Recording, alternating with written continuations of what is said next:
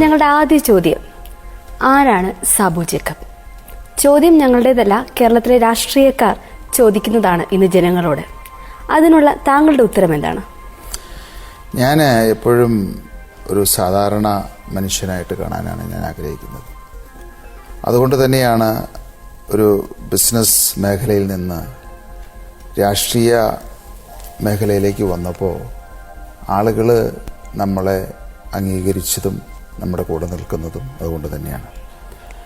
ഞാൻ എപ്പോഴും അവരിൽ ഒരാളായിട്ട്, അവരുടെ കൂടെ, അവരുടെ ഒരു സഹോദരനായിട്ട്, ചിലരുടെ മകനായിട്ട്, ചേട്ടനായിട്ട് ഒക്കെയാണ് പ്രവർത്തിക്കുന്നത്.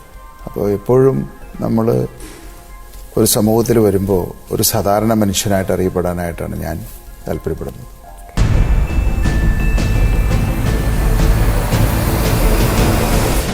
എൻ്റെ പിതാവ് MC ജേക്കബ്, അദ്ദേഹം ജീവിച്ചിരിക്കുമ്പോൾ അദ്ദേഹം പറയുന്നൊരു കാര്യമുണ്ട്. നമ്മുടെ വ്യവസായം വളരുന്നതിനോടൊപ്പം തന്നെ ഈ നാടും വളരണമെന്ന്. അതിനു വേണ്ടിയിട്ട് ഒരുപാട് കാര്യങ്ങൾ അദ്ദേഹം ചെയ്തു, പക്ഷേ അത് പൂർത്തിയാക്കാൻ സാധിച്ചില്ല. 2012 അദ്ദേഹത്തിൻ്റെ മരണശേഷം മക്കളായ ഞങ്ങൾ 2 പേര്, എൻ്റെ സഹോദരൻ ബോബി ജേക്കബും കൂടിയിട്ട് ഞങ്ങൾ ആ ദൗത്യം ഏറ്റെടുക്കുകയുണ്ടായത്. അപ്പോൾ ഈ നാടിന് വേണ്ടി എന്തെങ്കിലുമൊക്കെ ചെയ്യണം. അതിനുവേണ്ടി ഒരു സർവേ ഞങ്ങൾ നടത്തി. ആ സർവേയിൽ ഞങ്ങൾ കണ്ടത് ഞെട്ടിപ്പിക്കുന്ന സംഗതികളുമാണ്. ഏതാണ്ട് 282ഓളം കുടുംബങ്ങൾ നീല ടർപ്പായി വലിച്ചു കെട്ടി അതിന് 4 വശവും ടർപ്പായ കൊണ്ട് തന്നെ മറിച്ച് അതിൽ മനുഷ്യനും പട്ടിയും ആടും കോഴിയും എല്ലാം ഒന്നിച്ച് കിടന്നിറങ്ങുന്ന ഒരു ദയനീയ ചിത്രം.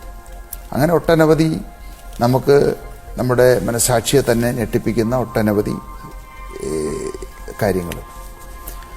അപ്പോൾ അങ്ങനെയാണ് 2020 എന്നൊരു പ്രസ്ഥാനം രൂപപ്പെട്ടത്. ഈ 2020 എന്ന പ്രസ്ഥാനം തുടങ്ങുന്ന സമയത്ത് ഒരിക്കലും ഒരു രാഷ്ട്രീയ രംഗത്തേക്ക് വരണമെന്ന് ഞങ്ങൾ ആഗ്രഹിച്ചിരുന്നില്ല. പക്ഷേ സാഹചര്യങ്ങൾ ഞങ്ങളെ അതിലേക്ക് കൊണ്ടുവന്നെത്തിച്ചു എന്നുള്ളതാണത്. ഇവിടുത്തെ രാഷ്ട്രീയ സംവിധാനങ്ങൾ ഞങ്ങളെ അതിലേക്ക് പിടിച്ചിറക്കി എന്നുള്ളതാണ് വാസ്തവം.